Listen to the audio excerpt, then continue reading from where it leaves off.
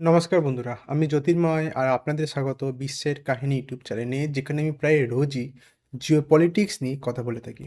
আর আজকে আমি কথা বলবো তুর্কিশ এয়ারলাইন THY 727 এর ব্যাপারে, যেটা গত একদিন আগেই দুদিন আগেই কাঠমান্ডু থেকে যাচ্ছিল, মানে নেপালের কাঠমান্ডু থেকে যাচ্ছিল ইস্তানবুল, তুর্কির ইস্তানবুলে। আর প্লেন টুক অফ করা, মানে প্লেন আকাশে যাওয়ার প্রায় 10 মিনিটের মধ্যেই প্লেনের পাইলট যে ছিলেন তিনি বুঝতে পারেন যে প্লেনের রাইট ইঞ্জিনে কিছু একটা প্রবলেম হয়েছে, যেটা পরে নাকি বলা হচ্ছে সে রাইট ইঞ্জিনে আগুন লেগে গেছিলো। আর যখনই যে পাইলট ছিল, ক্যাপ্টেন ছিল, যে যখনই বুঝতে পারলো যে কোনো একটা প্লেনের মধ্যে প্রবলেম হচ্ছে, সে সঙ্গে সঙ্গে এমার্জেন্সি ল্যান্ডিংয়ের জন্য রিকোয়েস্ট পাঠিয়েছিল কলকাতা এয়ারপোর্টে। আর আপনারা জানেন, ভারত যখনই মানবিকতার ব্যাপার আসে, সে কিন্তু কখনোই সেখান থেকে পা পেছায় না। সঙ্গে সঙ্গে ভারত সরকারের তরফ থেকে, মানে কলকাতা এয়ারপোর্টের যে যে অধিকারী ছিলেন, তিনি বললেন, ঠিক আছে, আপনাদের কাছে ফুল অথরিটি আছে এই কলকাতা এয়ারপোর্টে নামানোর জন্য। এবার আমি ওই প্লেনের মধ্যে কতজন ছিল তাদের ব্যাপারে আমি কিছু বলি। প্লেনের মধ্যে বলা হচ্ছে যে 236 জন মানুষ ছিলেন, ইনক্লুডিং 11খানা ক্রু মেম্বার। মানে আপনারা বলতে পারেন যে এতগুলো মানুষের জীবন কিন্তু ভারত সরকার আবার বাঁচালো। কেননা আপনারা একবার ভেবে দেখুন যে প্লেনে যদি আগুন লেগে থাকে, তাহলে কোনোভাবেই তাদের পক্ষে পসিবল ছিল না নেপাল থেকে তুর্কি যাওয়ার। মাঝপথেই হয়তো কোথাও এক ভয়ঙ্কর দুর্ঘটনা হয়ে যেতে পারত। আর সেখান থেকে কারা বাঁচালো? ভারতবর্ষ বাঁচালো। এই ভারতবর্ষ বাঁচাচ্ছে, কিন্তু আবার তুর্কির কিভাবে তা, মানে আমাদের হেল্প করছে? হেল্প করছে পাকিস্তানকে সাহায্য করে। এই কিছুদিন আগে যে দিল্লি কার ব্লাস্ট বম্ব বলুন বা পেহেলগামের অ্যাটাক বলুন, সেখানে কিন্তু তুর্কির একটা ভালো মতো লিঙ্ক ভারত সরকার খুঁজে পেয়েছে। তাহলে আপনারা বলতেই পারেন যে তাহলে ভারত সরকার তো চাইলেই না করতে পারত। আমারও এটাই বক্তব্য, ভারত সরকার চাইলেই তো না করতে পারত, কিন্তু কেন করলো না? এই যে আমি বললাম মানবিকতার কথা। এখানে যে প্লেনের মধ্যে যে মানুষগুলো ছিল, তারা কি জঙ্গি ছিল? না বন্ধুরা, তারা তো জঙ্গি ছিল না। তারা ছিল ইনোসেন্ট মানুষ। আর ভারত সরকার কখনোই চাইবে না কোনো একটা ইনোসেন্ট মানুষ তার জীবন হারাবে। কেননা আপনারা ভেবে দেখুন, তাদেরও তো পরিবারের লোক সেখানে ওয়েট করছে। সেই জন্যেই আমি বলছি যে ভারত সরকার আর ৫টা দেশের থেকে কেন আলাদা? কিছুদিন আগেরই আমি আরও কথা বলছি। এই তুর্কিকে নিয়েই বলছি। আপনারা হয়তো জানেন ১-২ বছর আগে তুর্কিতে একটা ভয়ঙ্কর ভূমিকম্প হয়েছিল। মনে আছে কি? একবার ভেবে দেখুন, ওই সময় কিন্তু ভারতই ছিল ১ম কয়েকটা দেশের মধ্যে যারা কিন্তু না ভেবে ডাইরেক্ট তুর্কি চলে গেছিল তাদেরকে সাহায্য করার জন্য। শুধু সাহায্য করতে যাওয়ার মধ্যে কিন্তু, মানে গিয়ে হেল্প করাই নয়, সেখানে কিন্তু ভারত সরকার ত্রাণও পাঠিয়েছিল। আর মজার বিষয় কি বলুন তো বন্ধুরা? এটা কিন্তু ভারতবর্ষ ১ম বার করছে না। ভারতের সাথে বাজে সম্পর্ক কিন্তু বাংলাদেশেরও, আপনারা জানেন। কিন্তু ভারতবর্ষ কিন্তু বাংলাদেশকেও সেম এইভাবে ট্রিট করেছিল। আমি আপনাদেরকে আরেকটি আর্টিকেল দেখাচ্ছি। এটা একটু পুরনো আর্টিকেল। এটা হয়েছিল আপনাদের ২০২৪ সালে। একবার হেডলাইনটা পড়ুন। Flight ডিভার্টেড from Dhaka land in KOL, মানে কলকাতা এয়ারপোর্ট।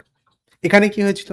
এখানে বাংলাদেশের যে এয়ারপ্লেন ছিল, সে তাদের ওখানে ল্যান্ড ঠিকমতো করতে পারছিল না। কেন পারছিল না? কেননা সেখানকার ওয়েদারের অবস্থা ভয়ঙ্কর ছিল। মানে ল্যান্ড করার মতো উপযোগী ছিল না। তো সেজন্যে তারা কি করল? বাংলাদেশের যে এয়ারলাইন ছিল তারা ডাইরেক্ট কলকাতা এয়ারপোর্টে ফোন করে, মানে এমার্জেন্সি কল করে এবং বলে যে নামার জন্য অথরিটি দিতে। ভারত সরকার আবার পারত না বলতে। পারত তো? কিন্তু ভারত কিন্তু না করেনি।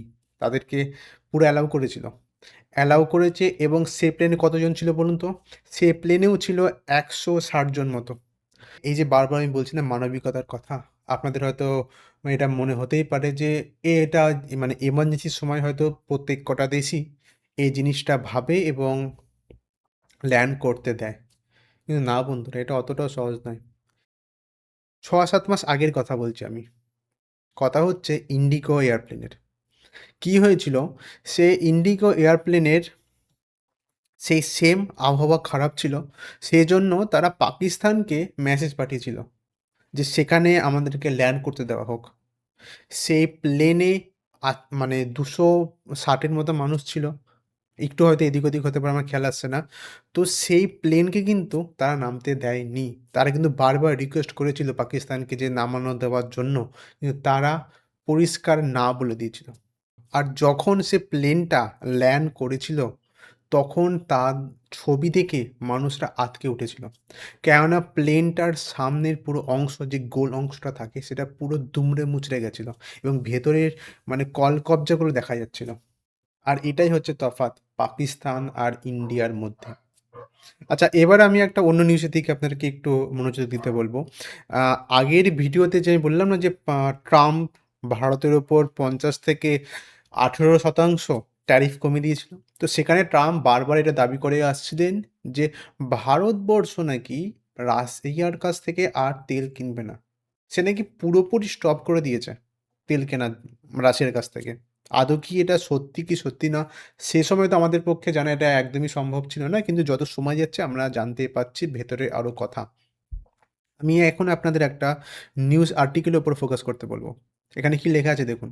Nothing new, New Delhi free to Kremlin on Trump's claim in India will stop Russian oil after US trade deal. যদিও পুরোপুরি তারা এটা দাবি করছে না, কিন্তু ভেতরের মানে আপনি যদি বহুকাল জিওপলিটিক্স দেখে থাকেন তাহলে এটা বুঝতে পারবেন যে এই জিনিসটা রাশিয়া ইচ্ছা করে বলেছে। রাশিয়া কিন্তু আমেরিকার মতো না, তার মতো তারা অর্ডার করে না ভারতবর্ষের ওপর। রাশিয়া ভারতবর্ষকে দেখে বন্ধু হিসাবে, আর স্টেটমেন্টগুলো ঠিক তারা সেইভাবেই দেয়। তারা কিন্তু এখানে কোনো অ্যাগ্রেসিভ স্টেপ নেয়নি, বা ভারতের সাথে কিন্তু কোনো অ্যাগ্রেসিভ স্টেটমেন্টও দেয়নি। তারা কিন্তু সিম্পল বলে দিয়েছে যে ভারতবর্ষ একটা ফ্রি কান্ট্রি এবং তাদের যেখান থেকে ইচ্ছা সেখান থেকে তারা নিতে পারে তেল। আর এটা কোনো নতুন নয়, ভারতবর্ষ বহুকাল ধরে এটা বলে আসছে।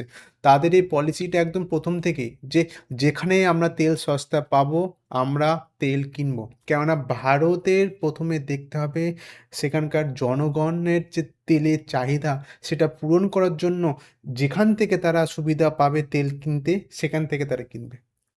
তা ট্রাম্পের মতো কিন্তু উল্টোপাল্টা কোনো স্টেটমেন্ট দিচ্ছে না। আর ভারতও কিন্তু একদম চুপ। আপনারা খেয়াল করবেন এই ট্রাম্পের এই স্টেটমেন্ট নিয়ে কিন্তু তারা কোনো সেভাবে এখনও স্টেটমেন্ট দেয়নি। আমার মোটেও মনে হয় না যে ভবিষ্যতেও ভারতবর্ষ কোনো দিনও রাশিয়ার কাছ থেকে তেল কেনা বন্ধ করবে। হ্যাঁ, হয়তো কমিয়ে দিতে পারে, হয়তো ডাইভার্স আরও করবে তারা অন্যান্য দেশ থেকে। কিন্তু রাশিয়ার কাছ থেকে তেল কেনা বন্ধ করে দেবে? এটা আমার মনে হয় কোনোদিনও হবে না। কেননা ভারতবর্ষ ভালো মতো জানে যে রাশিয়া সবসময় ভারতবর্ষের পাশে ছিল যখন কেউ ছিল না। এই বিষয় নিয়ে হয়তো আরও ভবিষ্যতে আমি আরও আপডেট পাবো, তো তার উপর একটা আলাদা করে ভিডিও বানাবো। আজকের ভিডিও আপনাদের কেমন লাগলো অবশ্যই কমেন্টে লিখে জানাবেন। আবার দেখা হচ্ছে কোনো এক নতুন জিওপলিটিক্সের নিউজ নিয়ে।